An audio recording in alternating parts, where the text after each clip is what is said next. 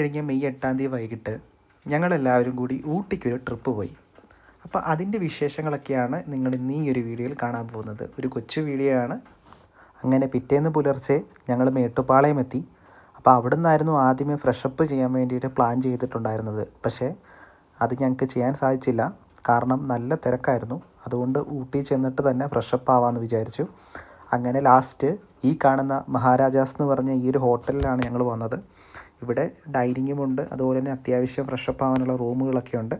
അപ്പം ഇവിടെ കയറി ഞങ്ങൾ ഫ്രഷപ്പൊക്കെ ആയി. അതുപോലെ തന്നെ ഫുഡും അവിടെ നിന്നാണ് കഴിച്ചത്. ഫുഡ് ഓക്കെ ആയിരുന്നു. ശേഷം ഞങ്ങൾ യാത്ര തിരിച്ചു. ഡെസ്റ്റിനേഷൻ ഷൂട്ടിംഗ് പോയിൻ്റാണ്. പക്ഷേ അവിടെ ചെന്നപ്പോഴാണ് കാര്യം മനസ്സിലായത്.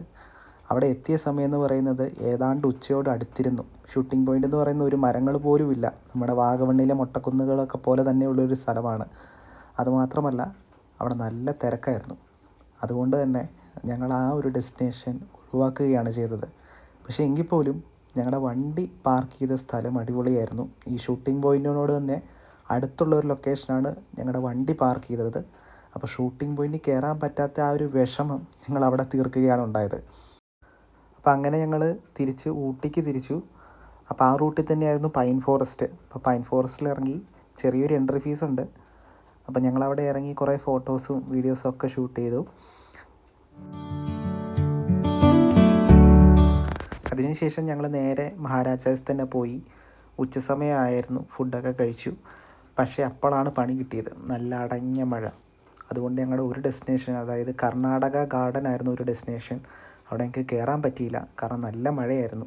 അത് കഴിഞ്ഞ് മഴയൊക്കെ ഏകദേശം തോർന്നപ്പോഴാണ് പിന്നീട് ഞങ്ങൾ ഈ റോസ് ഗാർഡനിലേക്ക് വരികയുണ്ടായത്. പക്ഷേ എങ്കിലും കുഴപ്പമൊന്നുമില്ലായിരുന്നു. പക്ഷേ റോസാപ്പൂവൊക്കെ ഈ മഴയൊക്കെ പെയ്തപ്പോഴത്തേക്കും റോസയുടെ ഇതളൊക്കെ ഇങ്ങനെ പൊഴിഞ്ഞ് കിടക്കുമായിരുന്നു. അപ്പോൾ ഫുള്ളായിട്ടുള്ളൊരു ബ്യൂട്ടി എൻജോയ് ചെയ്യാൻ പറ്റിയില്ല. ഇവരൊക്കെ നമ്മുടെ കൂടെ വന്നവരാണ്. ഇവർ റീല് ഷൂട്ട് ചെയ്തുകൊണ്ടിരിക്കുന്നതാണ് കാണുന്നത്.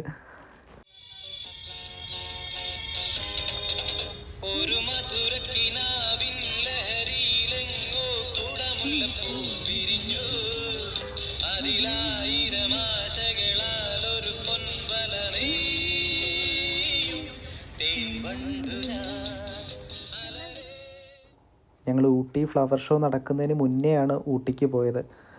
അതുകൊണ്ട് തന്നെ അതിൻ്റെ കാണാനും ഉണ്ടായിരുന്നു. അധികം പൂക്കളൊന്നും ഇല്ലായിരുന്നു.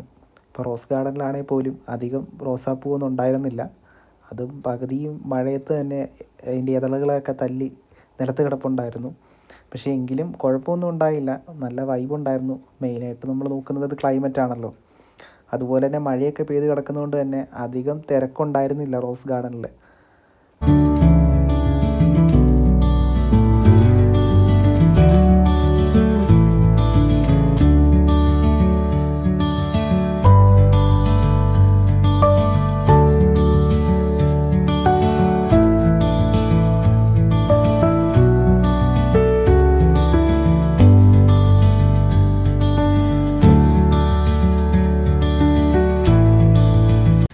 അന്നേ ദിവസത്തെ ഏറ്റവും അവൈറ്റിംഗ് ആയിട്ടുള്ളൊരു ഡെസ്റ്റിനേഷനായിരുന്നു ഇത്.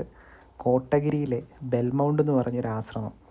സത്യം പറഞ്ഞാൽ അത്രയും അടിപൊളിയായിട്ടുള്ളൊരു സ്റ്റേ ഞാൻ ഒരിടത്തും ചെയ്തിട്ടില്ലെന്ന് വേണമെങ്കിൽ പറയാൻ പറ്റും. കാരണം അവിടുത്തെ ക്ലൈമറ്റ് ആണെങ്കിലും അവിടുത്തെ ഹോസ്പിറ്റാലിറ്റി ആണെങ്കിലും ഫുഡാണെങ്കിലും ഒന്നിനൊന്നും മെച്ചെന്ന് തന്നെ പറയാൻ പറ്റും. അതുപോലെ എൻജോയ് ചെയ്തൊരു സ്ഥലമാണ്. അപ്പോൾ ഇതാണ് അതിൻ്റെ ഫ്രണ്ട് ഭാഗം എന്ന് പറയുന്നത്. ഞങ്ങളുടെ റൂമുകളൊക്കെ ഇരിക്കുന്നതിൻ്റെ ഒരു ഫ്രണ്ട് പോർഷനാണ് നിങ്ങൾ കാണുന്നത്. അപ്പോൾ അവിടെ ദൂരത്തേക്ക് നല്ല വ്യൂ ഒക്കെ ഉണ്ടായിരുന്നു. ഇവിടെയാണ് ഞങ്ങൾ താമസിച്ചത്. ഇതിനകത്ത് കുറച്ച് റൂമുകളുണ്ട്. അപ്പോൾ അതിലൊക്കെ ആയിട്ടാണ് ഞങ്ങൾ താമസിച്ചത്. അപ്പോൾ ഇതാണ് ഞങ്ങൾക്ക് കിട്ടിയ റൂം. കാര്യം പറഞ്ഞാൽ ചെറിയ റൂമാണ്, പക്ഷേ റെൻ്റൊക്കെ വെച്ച് നോക്കുമ്പോഴത്തേക്കും അത് സ്വർഗം തന്നെയാണ്. 1250 രൂപയായുള്ളൂ. അതുപോലെ തന്നെ നല്ല ഫുഡെന്ന് പറയുമ്പോൾ ബൊഫെ പോലെ തന്നെയായിരുന്നു. ഓരോ ഗ്രൂപ്പുകാർക്കും അവരവരുടെ ടൈം സ്ലോട്ടിൽ ചെന്നിട്ട് നമുക്ക് ഫുഡ് കഴിക്കാൻ പറ്റും അവിടെ. അപ്പോൾ അതുപോലത്തെ ഒരു സിസ്റ്റമാണ് അവിടെ ഫോളോ ചെയ്യുന്നത്. അതുപോലെ തന്നെ ഈ സ്ഥലം എന്ന് പറയുന്നത് ചുറ്റും തേയിലത്തോട്ടവും അങ്ങനത്തെ ഒരു ഇച്ചിരി ഉള്ളിലേക്ക് നിൽക്കുന്ന ഒരു സ്ഥലമാണ്. കാര്യം പറഞ്ഞാൽ മുന്നിലേക്ക് നോക്കുമ്പോൾ കോട്ടഗിരി ടൗൺ കാണാമെങ്കിലും ഇതിന് ഫെൻസ് ചെയ്തിട്ടുണ്ട്. ഈ ഫെൻസ് രാത്രിയാകുമ്പോഴത്തേക്ക് ഇവർ ഓണാക്കും. ഇത് ഇലക്ട്രിക് ഫെൻസാണ്. അത് കാരണം മറ്റൊന്നുമല്ല, കരടിയുണ്ട്, അതുകൊണ്ടാണ്. പിന്നെ ദൂരത്ത് അവിടെ ഒരു അമ്പലത്തിലന്ന് ഉത്സവം എന്തോ മറ്റോ നടക്കുന്നുണ്ടായിരുന്നു. അപ്പോൾ അവിടുത്തെ വെടിക്കെട്ടാണ് നമ്മൾ കാണുന്നത്. നമ്മുടെ കോട്ടേജിൻ്റെ ഫ്രണ്ടിൽ നിന്ന് കാണുന്ന ഒരു വ്യൂ ആണിത്. പിറ്റേ ദിവസം രാവിലെ എടുത്ത വിഷ്വൽസാണ്. ഇതാണ് നമ്മുടെ കോട്ടേജിൻ്റെ ഫ്രണ്ട് പോർഷൻ. നിറച്ച് പൂക്കളൊക്കെ ആയിട്ട്, അതുപോലെ തന്നെ ചെറിയൊരു ലോണൊക്കെ ഉണ്ട്. പിന്നെ അങ്ങ് നോക്കത്താ ദൂരത്തേക്ക് നമുക്ക് മലനിരകൾ കാണാൻ പറ്റും. പിന്നെ ഇതിൻ്റെ താഴത്തേക്കൊക്കെ തേയിലയാണ്, മൊത്തം തേയിലയാണ് നട്ടുവെച്ചിരിക്കുന്നത്. അതുകൂടാണ്ട് തന്നെ ഇവിടെ അടിക്കുന്ന കാറ്റ് നല്ല തണുത്ത കാറ്റാണ്. ശരിക്കും പറഞ്ഞു കഴിഞ്ഞാൽ നമ്മുടെ മൈൻഡ് എത്ര പീസ്ഫുള്ളാക്കാൻ പറ്റുമോ അത്രത്തോളം പീസ്ഫുള്ളാക്കും ഈ ഒരു കാറ്റെന്ന് പറയുന്നത്. കാരണം ആ ഒരു വൈബ് എന്ന് പറയുന്നത് വേറെ തന്നെയാണ്. അപ്പോൾ ഇതാണ് ഞങ്ങൾ താമസിച്ച കോട്ടേജ്. അതിൻ്റെ ഫ്രണ്ട് പോർഷനാണ് നിങ്ങൾ കാണുന്നത്. നല്ല രസമില്ല കാണാനായിട്ട്. ഇവിടെയൊക്കെ രാത്രിയിൽ ഞങ്ങൾ വന്നിരുന്നായിരുന്നു. പിന്നെ നിങ്ങളിപ്പോൾ കാണുന്നത് അവിടെ സൈഡിലൊക്കെ നട്ടു വെച്ചിരിക്കുന്ന ചെറിയ പൂക്കളൊക്കെയാണ്. ഇത് കൂടാണ്ട് ഇവർക്കൊരു വലിയൊരു ഗാർഡൻ ഉണ്ട് മേളിൽ. അപ്പോൾ അങ്ങനെ നമ്മുടെ കാപ്പി കുടിക്കാനുള്ള സമയമായിരുന്നു. നേരെ പോയി കാപ്പിയൊക്കെ കുടിച്ചു. ഇതുപോലെയുള്ളൊരു ബുഫേ സെറ്റപ്പായിരുന്നു. അതിനുശേഷം നേരെ ഗാർഡനിലേക്ക് പോവുകയാണ്. അപ്പോൾ റൂമിൽ നിന്ന് പോകുമ്പോൾ ഉള്ളൊരു വ്യൂ ആണ് നിങ്ങൾ കാണുന്നത്.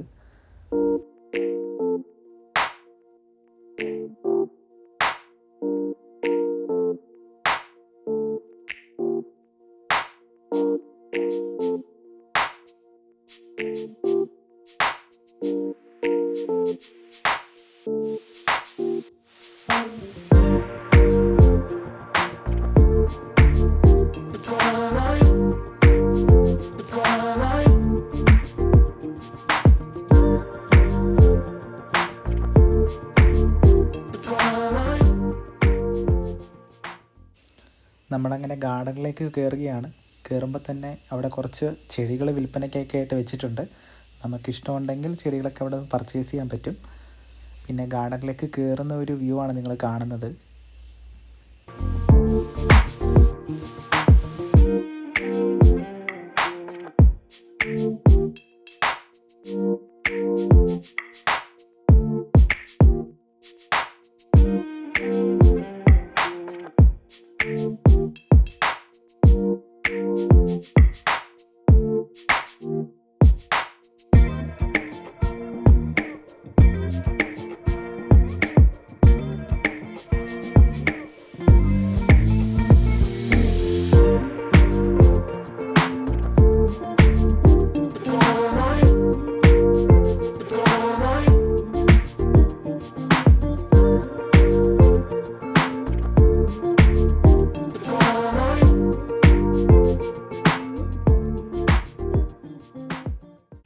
അപ്പോൾ ഞങ്ങൾ ആ ഗാർഡനിൽ നിന്ന് കുറച്ച് ഫോട്ടോസൊക്കെ എടുത്തു.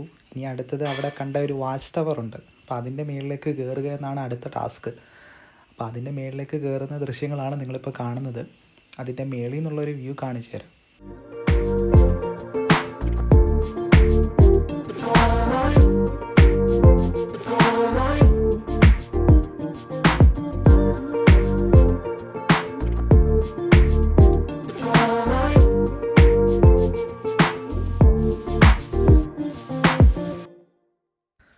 നമ്മളങ്ങനെ ഗാർഡനും കണ്ടു. അപ്പോൾ ഇവിടെയാണ് നമ്മൾ സ്റ്റേ ചെയ്ത ബെൽമൗണ്ട് ആശ്രമത്തിൽ. ഈ കാണുന്ന റെഡ് ബിൽഡിങ്ങിലാണ് നമ്മൾ ഇന്നലെ രാത്രിയിൽ സ്റ്റേ ചെയ്തത്. അപ്പോൾ നമ്മുടെ വണ്ടി അവിടെ റെഡി ആയിട്ടുണ്ട്. അപ്പോൾ പതുക്കെ എല്ലാവരും ബാഗൊക്കെ പാക്ക് ചെയ്തിട്ട് അവിടുന്ന് പോരാൻ തുടങ്ങുകയാണ്. അങ്ങനെ യാത്ര തിരിച്ചു. കൂട്ടത്തിലുള്ളവരൊക്കെ വണ്ടിയിൽ കിടന്ന് നല്ല ഡാൻസൊക്കെ ആയിരുന്നു.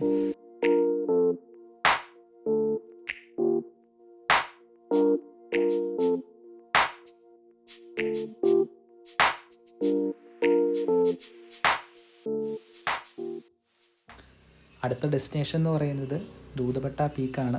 അപ്പോൾ അത് നമുക്ക് അടുത്ത ഇതിൻ്റെ ഒരു സെക്കൻഡ് പാർട്ടുണ്ട്. അപ്പോൾ സെക്കൻഡ് പാർട്ടിൽ നമുക്ക് കാണാം. അതുവരേക്കും stay tuned and bye. Channel ഇതുവരെയായിട്ട് സബ്സ്ക്രൈബ് ചെയ്യാത്ത വ്യക്തികളാണെന്നുണ്ടെങ്കിൽ ചാനൽ തീർച്ചയായിട്ടും സബ്സ്ക്രൈബ് ചെയ്യുക, ലൈക്ക് ചെയ്യുക, കമൻറ്റ് ചെയ്യുക.